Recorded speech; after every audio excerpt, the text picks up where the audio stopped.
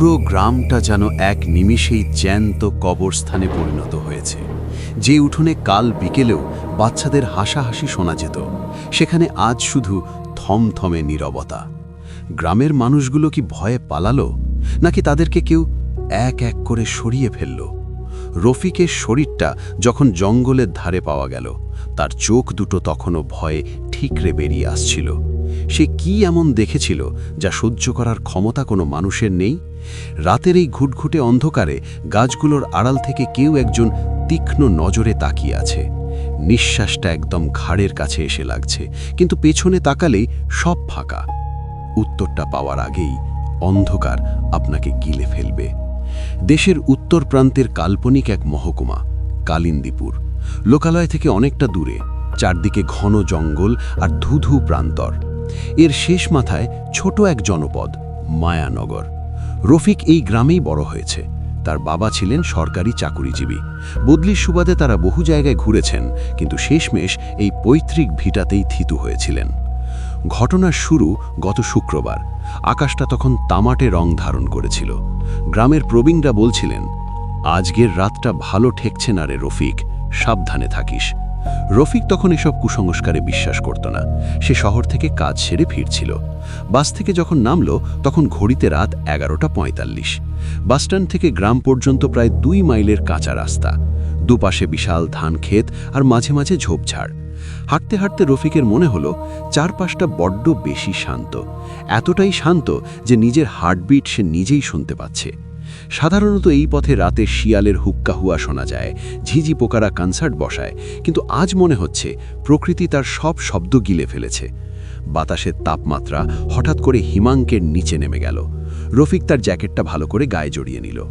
হঠাৎ রাস্তার বাঁকে থাকা সেই শতবর্ষী বুড়ো বটগাছটার সামনে এসে রফিক থমকে দাঁড়ালো।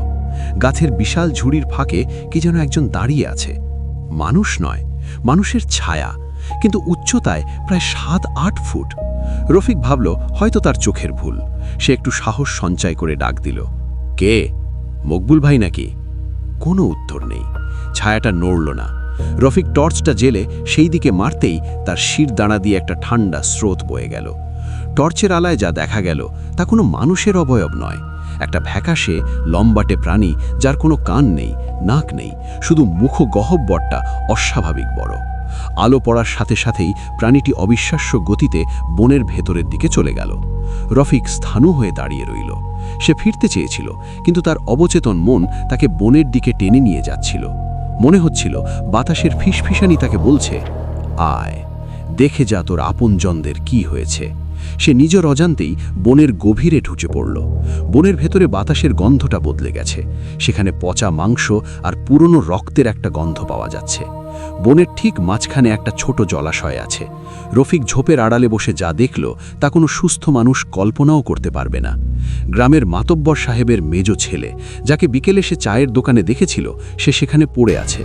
তার গলার কাছে ঝুঁকে আছে সেই দীর্ঘকায়ে সাদা প্রাণীটি। প্রাণীটি তার লম্বা নখ দিয়ে মানুষের শরীরের চামড়া ঠিক সেভাবে ছাড়িয়ে নিচ্ছে, যেভাবে আমরা ফলের খোসা ছাড়াই। রফিক দেখল শুধু একটি প্রাণী নয়, চারপাশ থেকে আরও কয়েকটি অন্ধকার ছায়া বেরিয়ে এলো। তারা সবাই মিলে মাতব্বরের ছেলের মৃতদেহ নিয়ে এক বিভৎস উৎসবে মেতে উঠল। ভয়ে রফিকের গলা শুকিয়ে কাঠ হয়ে গেছে। সে পালাতে গিয়ে একটা শুকনো ডালের উপর পা দিয়ে ফেলল। মচমচ শব্দটা বনের নিস্তব্ধতায় কামানের গোলার মতো শোনালো। সবগুলো প্রাণী একসাথে মাথা ঘুরিয়ে রফিকের লুকানো ঝোপের দিকে তাকালো। তাদের চোখ নেই, কিন্তু রফিক অনুভব করতে পারল তাদের ক্ষুধার্ত দৃষ্টি।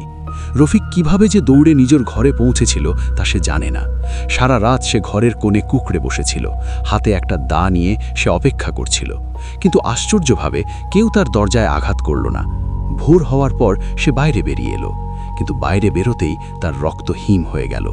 পুরো গ্রাম যেন পরিত্যক্ত। গ্রামের মোড়ে যে চায়ের দোকানটা সবসময় জমজমাট থাকে, সেখানে কেটলিটা তখনও চুলায় ফুটছে, কিন্তু দোকানই নেই। মকবুল ভাইয়ের বাড়ির উঠোনে ভাতের থালা পড়ে আছে। মাছি ভনভন করছে, কিন্তু বাড়ির লোক উধাও। সে পাগলের মতো তার ছোট বোনের নাম ধরে ডাকল, রিনি, রিনি কোথায় তুই? উত্তর এলো না।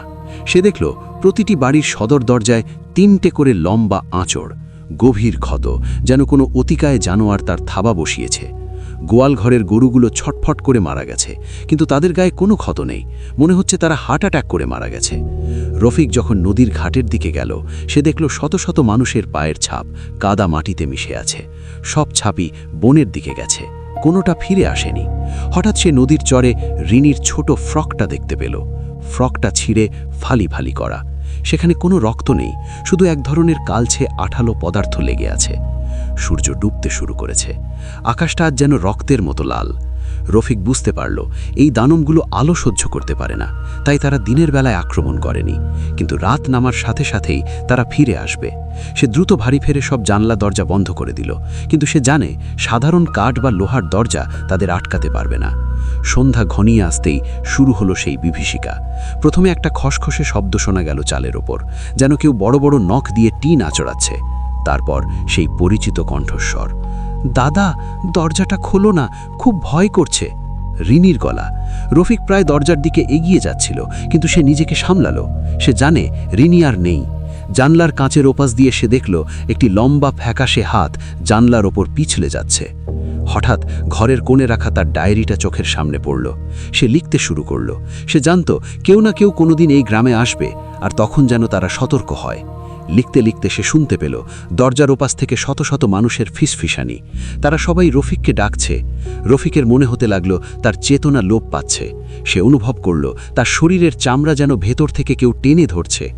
রফিক ডায়েরিতে শেষ বাক্যটি লিখল, মায়ানগরে কেউ আসবেন না, এখানে বাতাসও কথা বলে আর অন্ধকার শিকার করে। যারা চলে গেছে তারা আর মানুষ নেই, তারা এখন। বাক্যটি শেষ করার আগেই ঘরের ছাদটা হুড়মুড় করে ভেঙে পড়ল। সেই বিশাল আকৃতির ছায়াগুলো ঘরে নামল। রফিকের কলমটা মেঝের উপর ছিটকে পড়ল। পরদিন সকালে যখন পুলিশ এলাকায় পৌঁছল, তারা মায়ানগরে কোনো মৃতদেহ খুঁজে পেল না, এমনকি রফিকেরও কোনো চিহ্ন ছিল না। শুধু ঘরের মেঝেতে পড়েছিল তার সেই ডায়েরিটা। গ্রামবাসীরা কোথায় গেল? কেন শুধু মায়ানগরকেই বেছে নেওয়া হলো? এই রহস্য আজও উন্মোচিত হয়নি। আজও যদি আপনি কালিন্দীপুরের সেই ধুধু প্রান্তর দিয়ে যান, তবে দেখবেন মাইলের পর মাইল পরিত্যক্ত জমি। কোনো পাখি সেখানে ওড়ে না, কোনো প্রাণী সেখানে যায় না। রাতে যারা ওই পথ দিয়ে ভুল করে চলে যান, তারা শুনতে পান প্রিয়জনের কণ্ঠে এক অদ্ভুত আহ্বান। আপনিও কি শুনতে পাচ্ছেন? সাবধান, হয়তো আপনার ঘরের জানলার ওপাশেই কেউ একজন দাঁড়িয়ে আপনার ডায়েরি শেষ করার অপেক্ষা করছে। বলছি, আজ রাতের সেই হাড় হিম করা গল্প। ভালো থাকবেন, নিরাপদে থাকবেন। শুভরাত্রি।